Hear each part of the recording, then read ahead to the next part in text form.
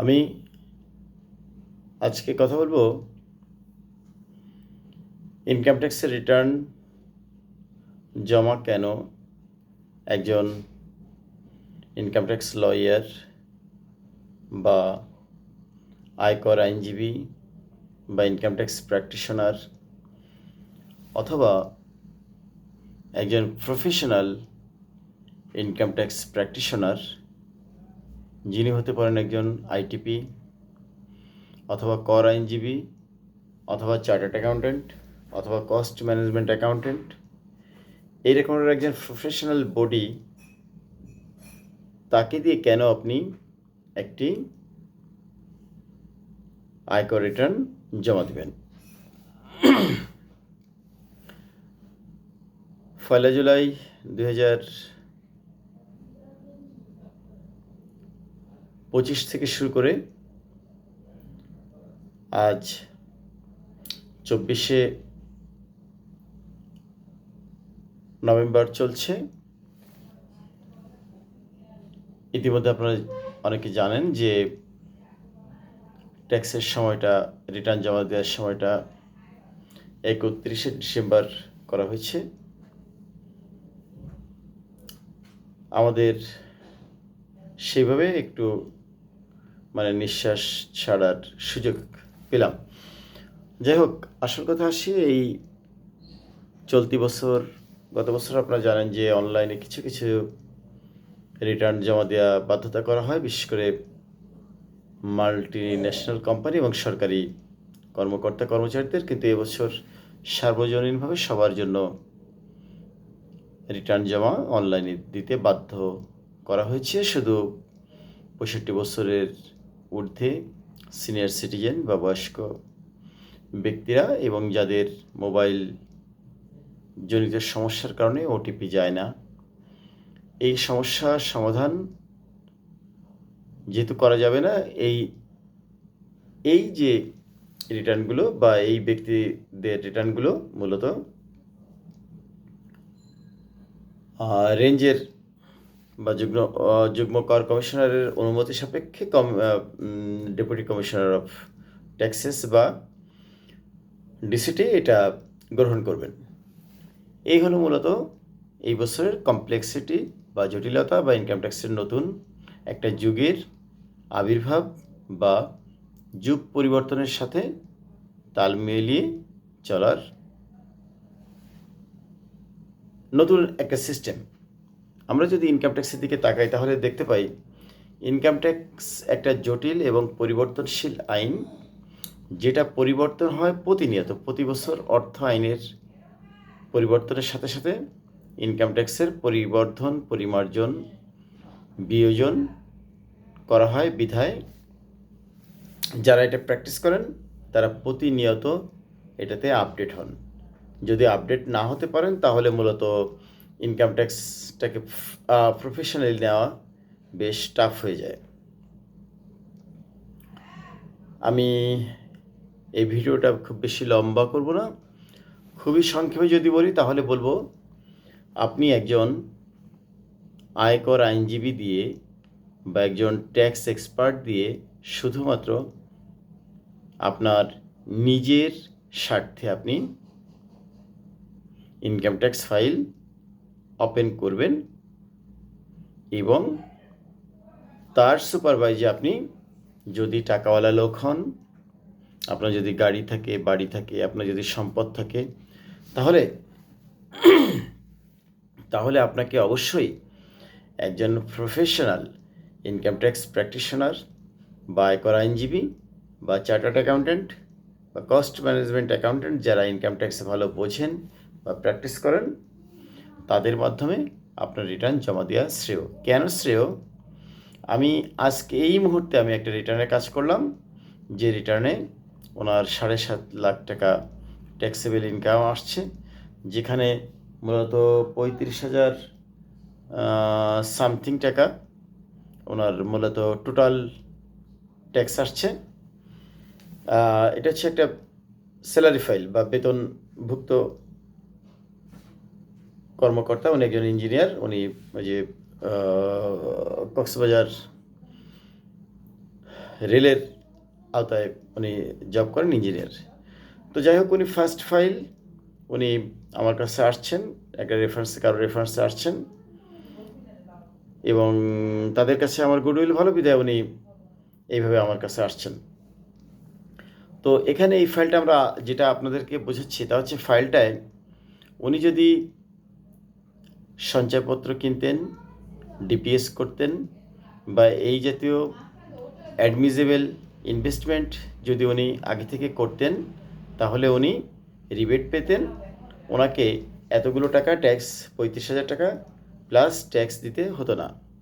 তো যেহেতু ফাইলটা নিয়ে ওনার সাথে আগে ডিসকাস করা হয়েছে, ওনাকে বলা হয়েছে যে কেন উনি আর ট্যাক্স এখানে কমাতে পারছেন না। আমরা একটু বলে নিই, যারা উকিল সাধারণত বিভিন্নভাবে একজন করদাতার কর কমিয়ে দিতে সহযোগিতা করেন। সেটা কেমন?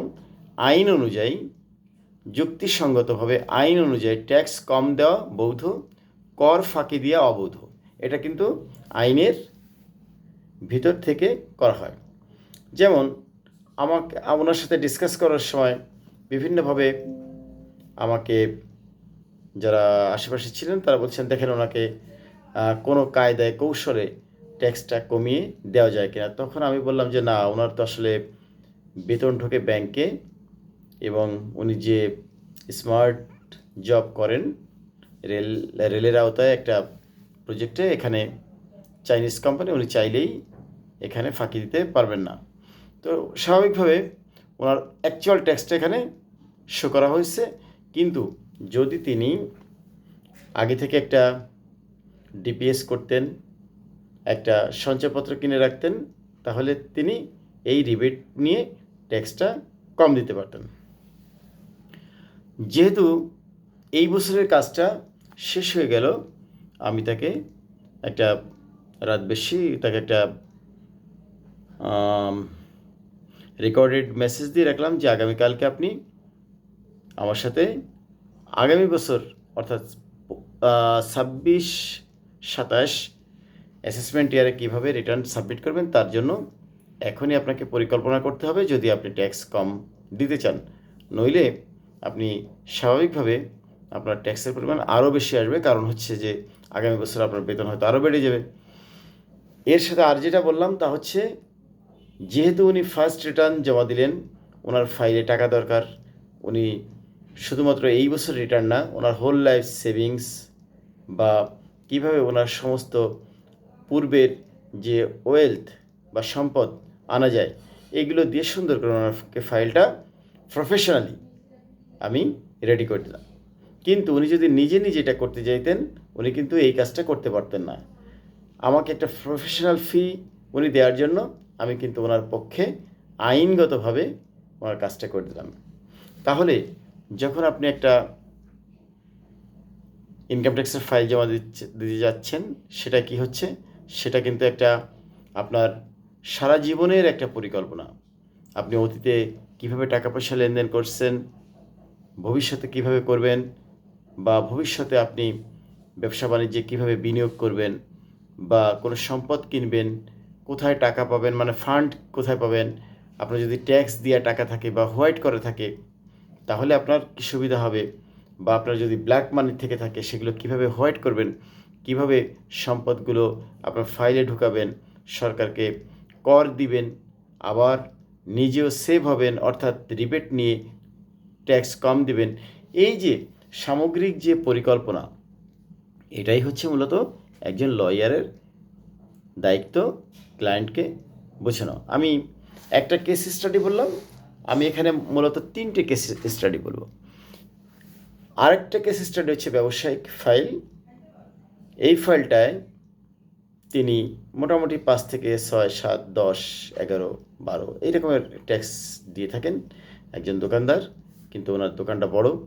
উনি আগামী বছর চাচ্ছেন যে 12 কোটি টাকা ট্রানজ্যাকশন করবেন। যেহেতু টাকাগুলো ব্যাংকের মাধ্যমে লেনদেন হয়, ওনার স্বাভাবিকভাবে প্রায় 12 লাখ টাকা ট্যাক্স চলে আসবে। তিনি আমাকে কনসাল্টিং ফি দিয়ে আমার সাথে ডিসকাশন করলেন, আমার সাথে আমার পুরনো ক্লায়েন্ট, আমি তার ফাইলে কাজ করি। তারপরে উনি যেহেতু আমার একটা সময় উনি মানে ওনার জন্য কনসাল্টিং দিলাম, উনি আমাকে একটা ফি তো অবশ্যই দিবেন। যাই হোক, ওনাকে যে পরামর্শটা দিলাম তা হচ্ছে 12 লাখ টাকার যদি আপনি ট্যাক্স দেন, ট্যাক্স দিলে আপনি 28 থেকে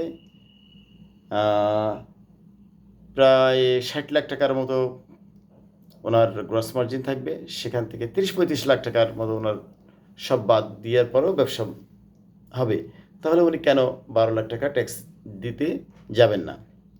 কিন্তু উনি যদি ট্যাক্স দেওয়ার ভয়ে ট্রানজ্যাকশন না করেন, তাহলে তো ওনার ব্যবসা বাণিজ্য বড় হবে না। এই কথাটা কিন্তু উনি আমার এখানে না আসলে এটা বুঝতেন না। তারপরে বড় ধরনের একটা সমস্যায় পড়ে যেতেন, কারণ ব্যাংকিং চ্যানেলে ওনার টাকা পয়সাগুলো ঢোকে। ওনার যখন হঠাৎ করে এতগুলো টাকা চলে আসবে, উনি বিভ্রান্ত হবেন। তো যারা ট্যাক্স প্র্যাকটিস করেন, বড় বড় ফাইল না আসলে সাধারণত এইসব কাজগুলো আপনারা জানবেন না যে 4 কোটি টাকা যদি টার্নওভার হয়, তাহলে 1% কিন্তু ট্যাক্স ওনাকে টার্নওভার পর দিতে হয়। তখন কিন্তু আপনি গ্রস প্রফিটের পরে বা নেট প্রফিটের পর দিতে পারবেন না। আচ্ছা, তাহলে বুঝতে পারলেন যে বড় বড় ফাইল হলে কিন্তু তখন ট্যাক্স লয়ারের গুরুত্ব বেড়ে যায়। ফাইল যত বড় হবে, কমপ্লেক্সিটি তত বাড়বে এবং উকিলের দাম তত বাড়বে। এখন কথা হচ্ছে, আইটিভি পাশ করলে সবাই কি উকিল হচ্ছে বা সবাই কি ট্যাক্স লয়ার হয়ে যায়? বিষয়টা আসলে তা না। আমি যখন চাকরি করতাম হচ্ছে কেয়ার হাসপাতাল, কেয়ার হাসপাতাল চাকরি করার সময় আমি ওখানে জেনারেল ম্যানেজার হিসেবে জয়েন করি। জয়েন করার পরে মূলত আমি অ্যাকাউন্টস ফাইন্যান্সের জেনারেল ম্যানেজার বা অ্যাকাউন্টস ফাইন্যান্সের হেড হিসেবে জয়েন করি। জয়েন করার পরে ওখানে যিনি সিনিয়র ছিলেন, মানে উনি চলে যাবেন, ওনার রিপ্লেসমেন্টে আমি ওখানে যোগ দিলাম। তো একত্রে প্রায় 6 মাস আমরা একসাথে ছিলাম। ওনার রিপ্লেসমেন্টে উনি চলে যাবেন, আমি কন্টিনিউ করব। তো যাই হোক, তো উনি একদিন আমাকে বললেন যে এই যারা এমবিবিএস ডাক্তার দেখছেন, এই ডাক্তারগুলো মূলত তখনই একজন ডাক্তার হন যখন তারা এমবিবিএস পাশ করার পরে 10 বছর প্র্যাকটিসে থাকেন। অর্থাৎ একজন এমবিবিএস ডাক্তার, একজন যেমন ডাক্তার, একজন এফআরসিএস ডাক্তার একজন ডাক্তার, কিন্তু ডাক্তার হতে গেলে তাকে মিনিমাম 10 বছর রোগী নিয়ে নাড়াচাড়া করতে হয়, পড়াশোনা করতে হয়, পরীক্ষা নিরীক্ষা করতে হয়, তখনই একজন অভিজ্ঞতা সম্পন্ন ডাক্তার হওয়া যায়। ঠিক একইভাবে লয়ার বলেন আর শিক্ষক বলেন আর যে কোনো প্রফেশনাল ডিগ্রি নিয়ে যখন কেউ পড়াশোনা না করে, প্র্যাকটিস না করে, তারা ভালো মানের প্রফেশনাল পেশাজীবী হতে পারে না। তাহলে আপনারা যারা আইটিপি পাশ করলেন বা আয়কর আইনজীবী হিসেবে পাশ করলেন, এবার তারা কি করবেন? লেগে থাকবেন। লেগে থেকে প্রচুর হার্ডওয়ার্ক করবেন, সিনিয়রের সাথে যোগাযোগ রাখবেন। শুধু যেমন আমি ট্রেনিং করে, অনেকে ট্রেনিং করে চলে যায়, পরে কেউ যোগাযোগ রাখে, কেউ যোগাযোগ রাখে না। তা আমার এখানে অনেকেই আছেন যারা প্রায় 4 বছর 5 বছর ধরে এখনও যোগাযোগ রাখে, অনেকে 17 সাল থেকে যোগাযোগ রাখেন। তো তারা অনেকেই ভালো করছেন। যাই হোক, তাহলে আমি যে কথাটা বলছি তা হচ্ছে, আপনি যদি ভালো লয়ারের কাছে না যান, তাহলে কিন্তু আপনি আপনার ফাইন্যান্সিয়াল যে পরিকল্পনাটা স্বচ্ছ হবে না। আপনার হয়তো ট্যাক্স বেশি যাবে, কিংবা আপনার ফাইলটা অডিটে পড়ে যেতে পারে ভুলভাল করে ট্যাক্স রিটার্নটা জমা দিলে। আমার তৃতীয় ফাইলটা নিয়ে আমি বলছি, আর একটা ফাইল নিয়ে আলোচনা করবো। আমি এখন থেকে নিয়মিত আপনাদের সাথে ফাইল নিয়ে আলোচনা করার সিদ্ধান্ত নিয়েছি এবং ধীরে ধীরে আমি বড় বড় ফাইল নিয়ে আলোচনা করব। যেমন যেহেতু করদাতাদের গোপনীয়তা রক্ষা করা একজন লয়ারের দায়িত্ব, অতএব কোনো ফাইলের নাম সার্কেল জোন না বলেই আমি বলছি। আরেকজন করদাতা, তার 5 তলা একটা বাড়ি, 2টো গাড়ি আছে। এবারে যে তাহলে বুঝতে পারছেন, যার ঢাকা শহরে 2টো গাড়িতে চড়েন, 5 তলা একটা বাড়ি থাকে, আর কি কি থাকতে পারে। এই ফাইলটা উনি আমাকে দিয়ে কয়েক বছর ধরে করাচ্ছেন। এর আগে আরেকজন লয়ার করে দিতেন, আমার থেকে তুলনামূলকভাবে টাকা বেশি নিত। যেহেতু আমি একটু কম টাকায় তার ফাইলটা শুরু করলাম, মানে উনি আমাকে কিছু কম দিয়েই শুরু করলেন। এই ফাইলটার মাধ্যমে ওনার এখানে আমার প্রায় 30টার উপরে ফাইল আছে। তার ভিতর অ্যাসোসিয়েশন আছে একটা, যেমন বিজিএমএ, বিকেএমএ, আমি নামটা বলতে চাচ্ছি না, এই জাতীয় আর একটা অ্যাসোসিয়েশন আছে, সেটাও আমি কনসাল্টিং করি। তাহলে এরকম বড় বড় ফাইল যদি আপনি করতে চান, তাহলে আপনাকে অনেক ধরনের পড়াশোনা করতে হবে, অনেক ধরনের আপডেট হতে হবে, ট্যাক্স রিলেটেড, ট্যাক্স, অ্যাকাউন্টিং, বিশেষ করে ট্যাক্সের সাথে অ্যাকাউন্টিংয়ের যে হিট, এটা কিন্তু খুবই তাৎপর্যপূর্ণ যদি আপনি ভালো লয়ার হতে চান। আবার আপনি যদি ইনকাম ট্যাক্স বা অ্যাকাউন্টিং লোক না হয়ে কোটি কোটি টাকার ফাইল নিজে ডিল করতে চান, তাহলে কিন্তু সমস্যায় পড়ে যাবেন। আমি এটা মূলত আমার বাসা, এই বাসাতে আমি যেহেতু রাতে কাজ করতে হয়, এখানেও আমি কাজ করি এবং আমার চেম্বারে কাজ করি। তো আমার আশেপাশের ফ্ল্যাট থেকে এক ভদ্রলোক একটা ফাইল নিয়ে আসছেন যে, ভাই আমি আপনার প্রতিবেশী, আমার ফাইলটা একটু দেখেন। তো এই সময় সাধারণত আমাদের কথা বলা কাজের ভিতর খুব টাফ হয়ে যায়, মানে বাড়তি কাউকে প্রফেশনালি নয়, একটু সাপোর্ট দিয়ে দিয়ে। তো উনি যেটা করছেন, ওনার প্রায় কোটি টাকার উপরে ফাইল, এই ফাইলটারে এমনভাবে উনি মানে জড়ায় ফেলছে। আমি বললাম যে, ভাই আপনার এই ফাইলটা, আমি যেদিকে হাত দিচ্ছি সেদিকে সমস্যা, এটাকে তো আপনি এইভাবে পারবেন না, আপনি এটারে সময় দেন, সময় দিয়ে আপনি বাসায় যান, আপনার টাকা পয়সা দিয়ে লাগবে না, আমি কাজটা করে দেব, যেহেতু আপনি আমার প্রতিবেশী, আপনার কাছ থেকে আমি টাকা নিব না। যাই হোক, উনি 15 থেকে 16 লাখ টাকা মিলাতে পারছেন না।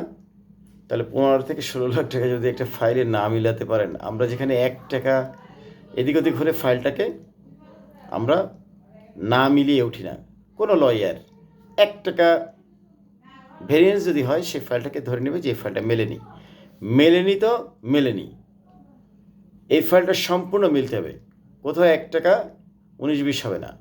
এটাই হচ্ছে মূলত একজন ইনকাম ট্যাক্স লয়ারের মূল কাজ।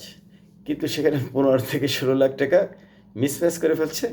আমি তো বুঝছি সে কোথায় কোথায় করছে, কিন্তু তাকে সে মূলত শিখতে চাচ্ছে এগুলো কীভাবে করে, যেটা আমার পক্ষে এই মুহূর্তে সম্ভব নয়। তো যাই হোক, আজকে কয়েকটা কেস স্টাডি নিয়ে কথা বললাম। আশা করি আপনারা যারা আমার ভিডিওগুলো দেখেন বুঝতে পারবেন, এবং যদি নিয়মিত দেখেন, এমন কিছু কথা বলবো যেটা আপনাদের ইউটিউবে বা ফেসবুকে সাধারণত এই জাতীয় ভিডিও ইনকাম ট্যাক্সে এখন পর্যন্ত বাংলাদেশে কেউ দেয়নি। ধন্যবাদ আপনাদের, ভালো থাকবেন, আসসালামু আলাইকুম।